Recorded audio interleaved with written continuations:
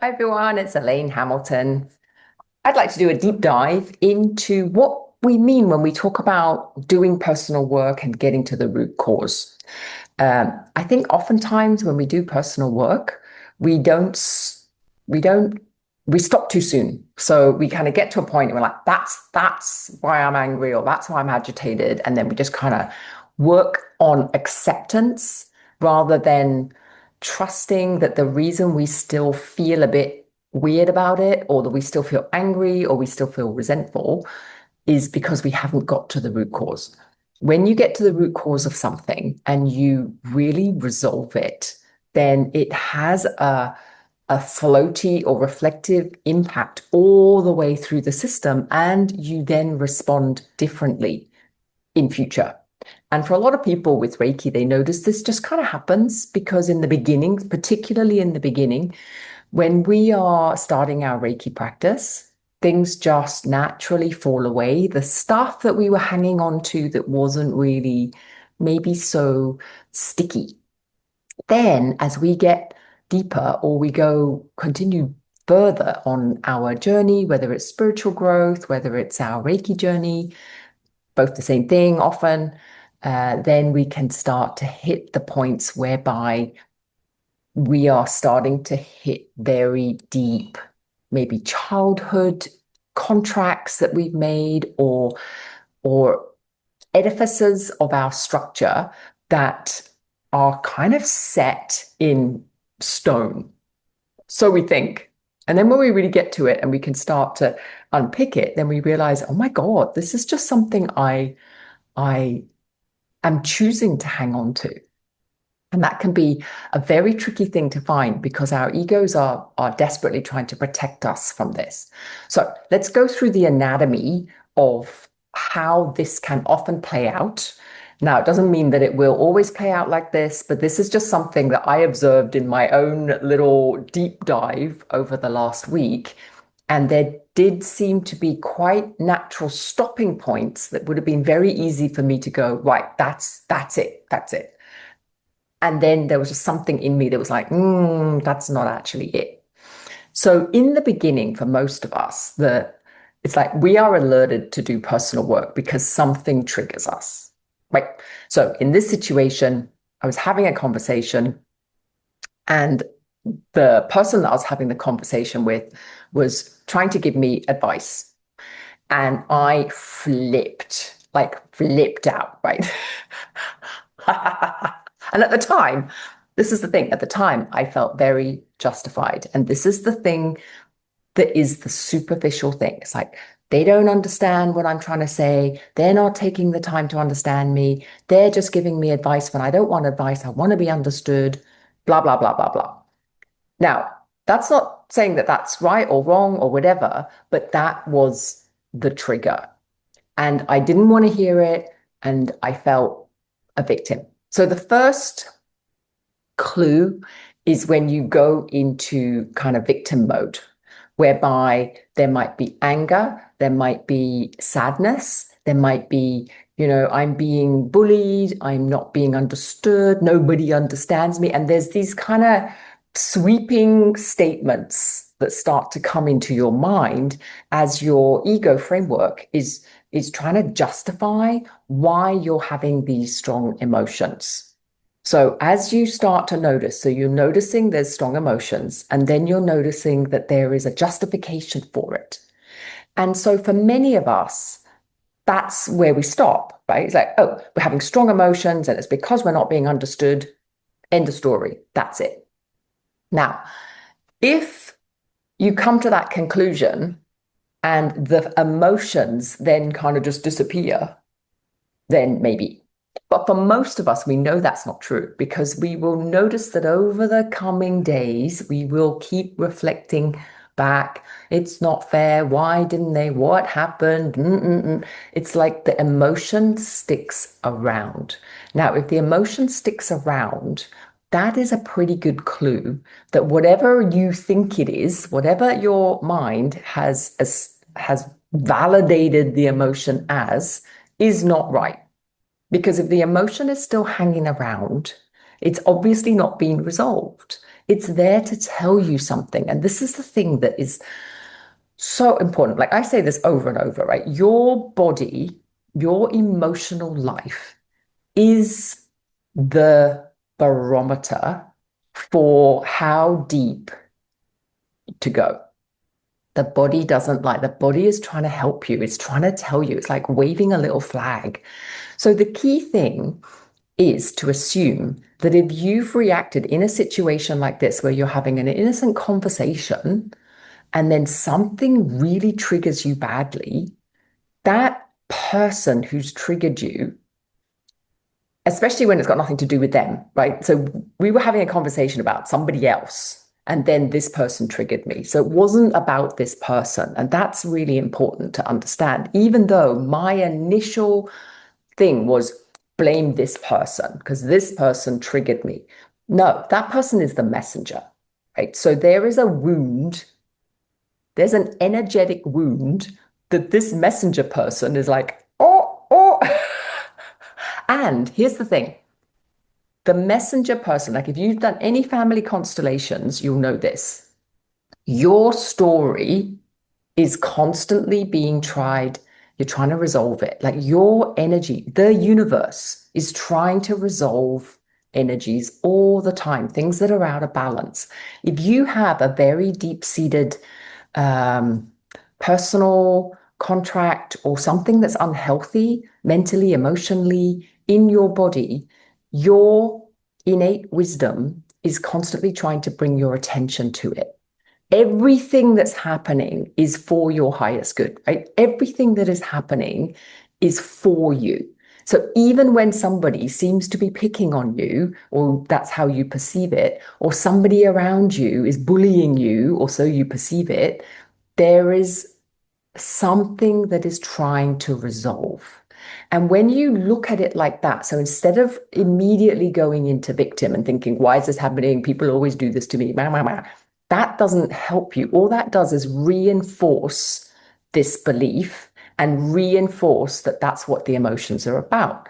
And that's where we are for many of us for years and years and years. We keep cycling through this victim complex thing without realizing that there is something deeper that our emotions are trying to help us with. And so we keep on pulling, our energy keeps on pulling these messenger people to come in and go, ah, and then we're like, ah, and then we blame the messenger.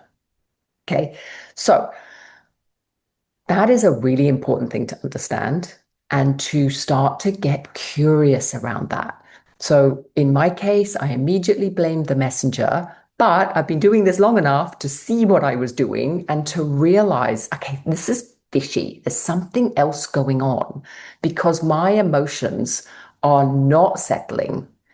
In fact, if anything, they're getting worse. I'm feeling more sorry for myself. I'm feeling more overwhelmed. So that is a sign that a wound has been poked. Now, it's the wound you want to look at, not whoever was poking it. Whoever was poking it is simply there, kind of like you've just drawn them in to poke it, to highlight it for yourself. All personal work is personal work by definition.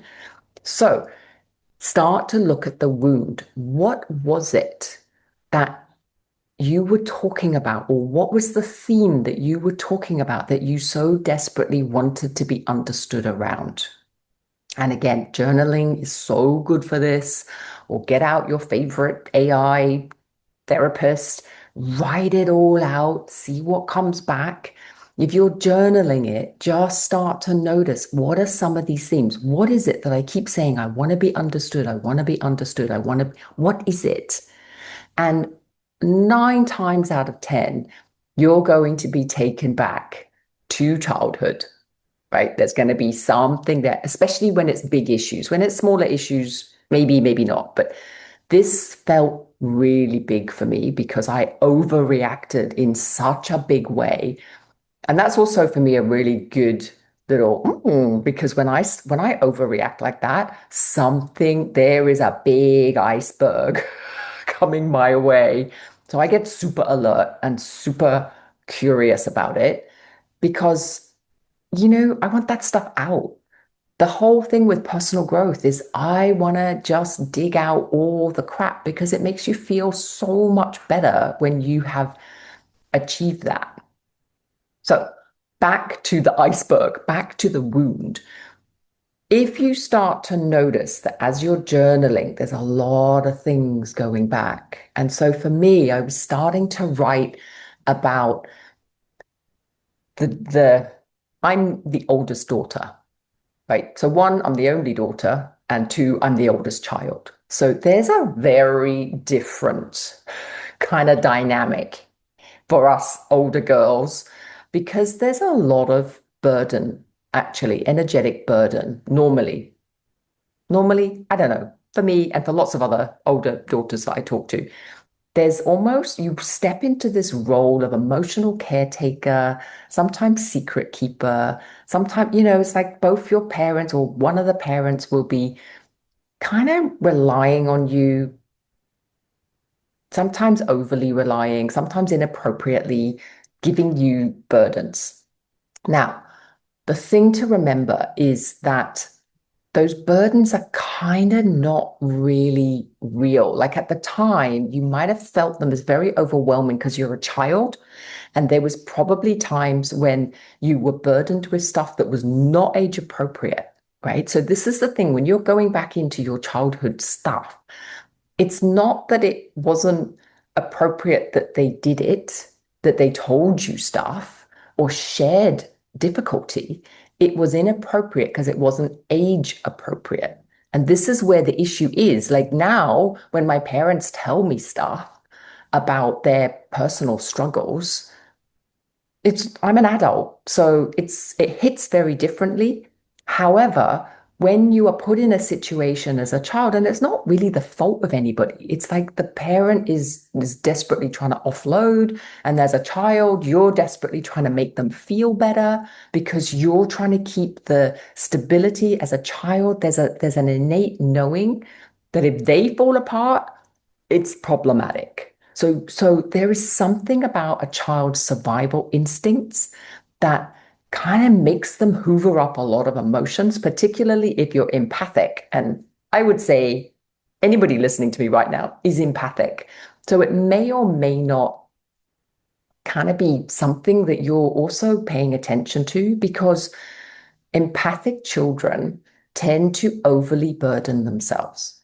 And then, as I've talked a lot about this channel, it's like then we become people pleasers or become guilt ridden or we become very unable to really sense our own needs because we think the environmental needs are more important than our needs, right? So this is something that is often a theme with Reiki people because we come to Reiki because we're trying to refuel and restabilize ourselves and find ourselves again, right?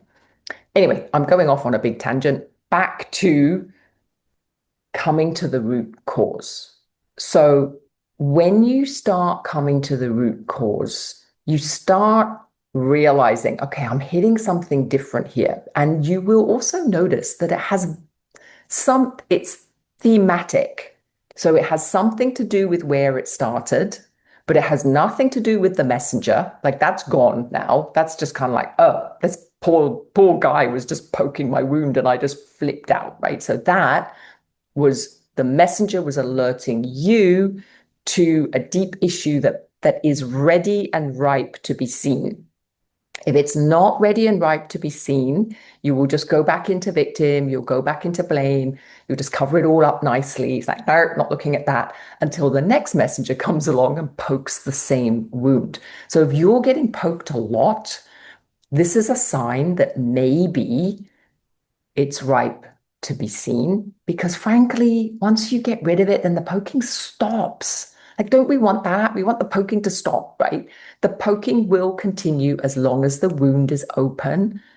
And it's not because you're being punished, it's because the universe is trying to help you balance, to come into harmony, to come into inner peace. Okay, so it's the universe helping you.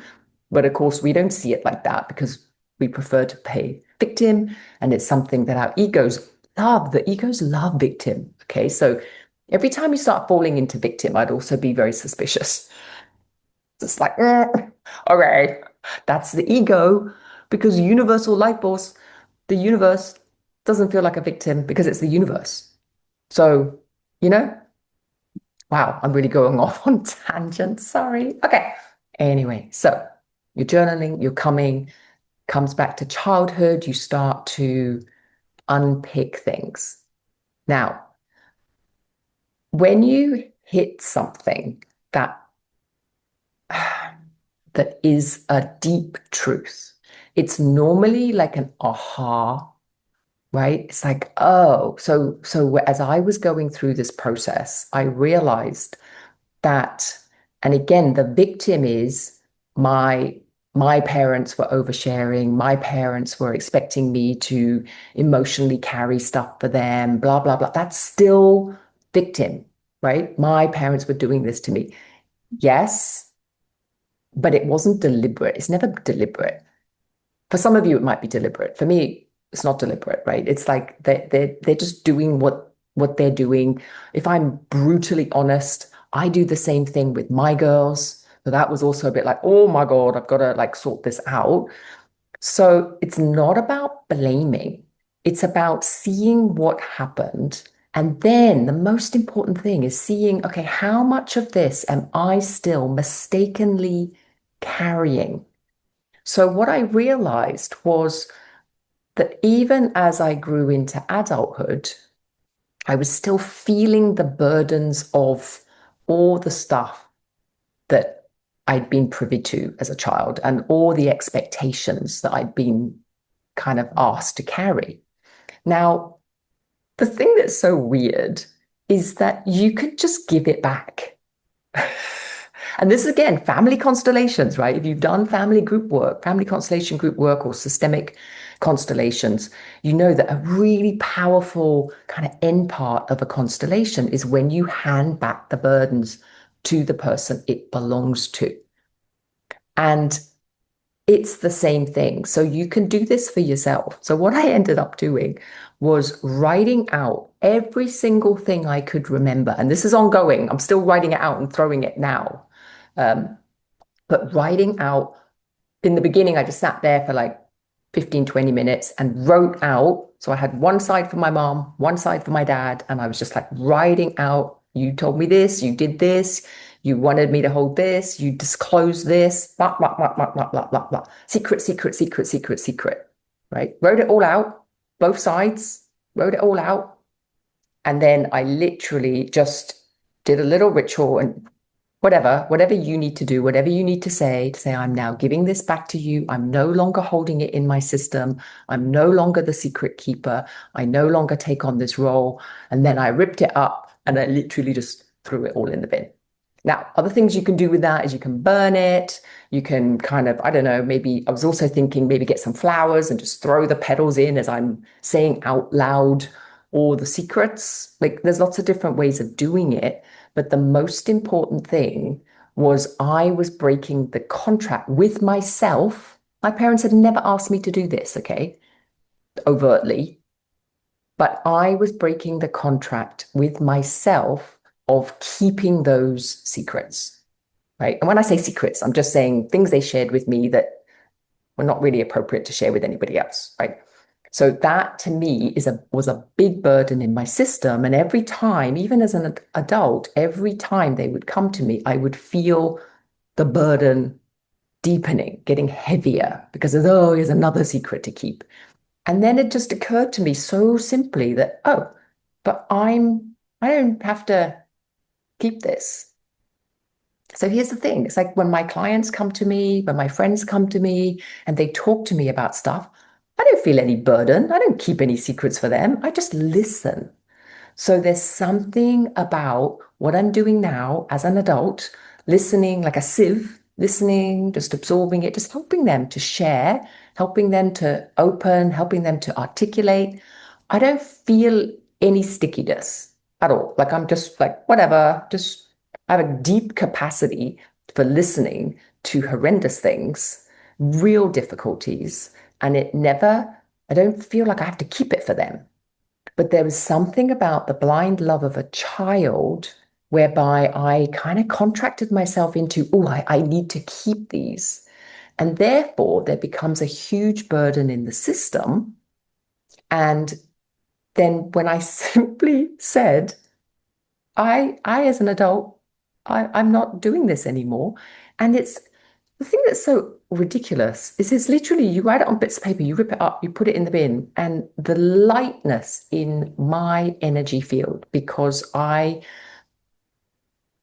energetically stopped energetically holding thoughts in a kind of locked area of my brain that was like, oh, I need to keep this. And it's heavy. And it's weird. Like it's kind of mind blowing to me that all of this stuff can happen, but we know that it can all happen. And the positive thing is it is actually really easy to just say, no, I'm not doing that to myself. One, it's completely unnecessary. It's not helping anything. It's energetically a holding that you're doing that is totally false. So when you start to really get to the root cause of stuff, you can be really surprised at how easy it is and how non-scary it is to simply let it go, to shift the contract, to break the I keep on talking about contracts because it feels like I had written myself an unwritten rule that I'm going to do this, even though it really made no sense. But as a child, it made sense because I didn't understand. And then oftentimes what happens as an adult, we don't go back and revisit those contracts because they're hidden. So that contract was hidden on top of or under, that contract was hidden under this desire that I had to be understood that I had done this as a child, right? That I had been burdened as a child. And so then when people were talking to me and trying to give me advice, I was seeing it as they're not understanding. So there's many, many layers that are going on.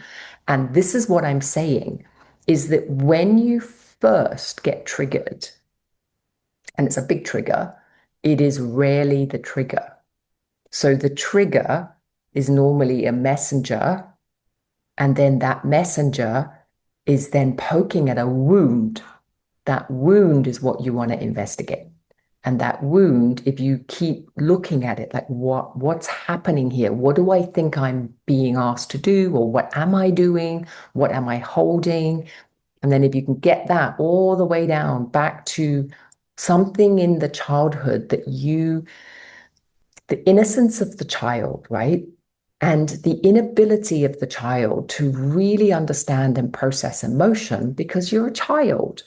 So, how that then solidifies into some kind of unwritten rule or unwritten contract or unwritten thing that you said, I will hold this, I will do this, I will play this role, whatever that is. And then to make the decision, it's a simple decision. I'm not going to play that role anymore. And I'm going to return back all of the things that I feel burdened by. Now, the beauty of this is you don't even have to talk to anyone about this. Like, I don't have to talk to my parents about this. It's like, it's not their business really, because what are they going to do? You know, it's like, this was 50 years ago. So it's not really about them making amends. It's about me deciding I'm not going to carry on feeling the burden of this because one, it's the burden that I placed on myself subconsciously, unconsciously as a child, and it's got nothing to do with anybody else. So I thought it was kind of useful. I know I've kind of got quite personal here, but I feel it's useful to have an example, and I feel it's useful to understand that as long as your emotions are bubbling, then you're not done. There's no doing. And as long as you are feeling a victim, you're also not done. Those two things. Okay. So if there's emotion still happening that you feel affronted, you feel defensive, you feel offended, or you feel angry, or you feel upset, or you feel disappointed, or whatever, there's something there. Because what's happened now, and this is still processing, okay, this is quite recent, but as I am settling, one, I am very clear that the messenger was just the messenger. There's no offense around that anymore, even though when it happened, I was very, very reactive. And the second thing that I still needs testing, right? But I feel that the wound that I was desperately trying to be understood around, my upbringing was so different and this and that. Like I feel a lot of that has kind of weirdly disappeared. Again, needs testing. Maybe it will be poked again at a deeper level. And this is also often the case. Like this whole childhood thing of feeling burdened, I have been working through for several years now. So I know it's in layers. These things often are in layers. Um, but all I'm saying is that every time I kind of close off something, it doesn't reopen. Like I just get more and more clear about it. And then when the behavior of somebody else continues, it just impacts me less, literally impacts me less. So then you're making progress. Because if someone's poking a wound and you're still reacting, there is something to be seen there. If someone is poking an old wound that used to be a wound and nothing happens, then it's like, huh, I've healed the wound, I've closed it, no longer pokes. And then you move on to the next wound that you love personal growth. It's great. So I hope that was helpful. Yeah, and leave me comments if you want me to chat about other things or if there's difficulties that you're having. And yeah, let's just work it out together. Take care. Bye.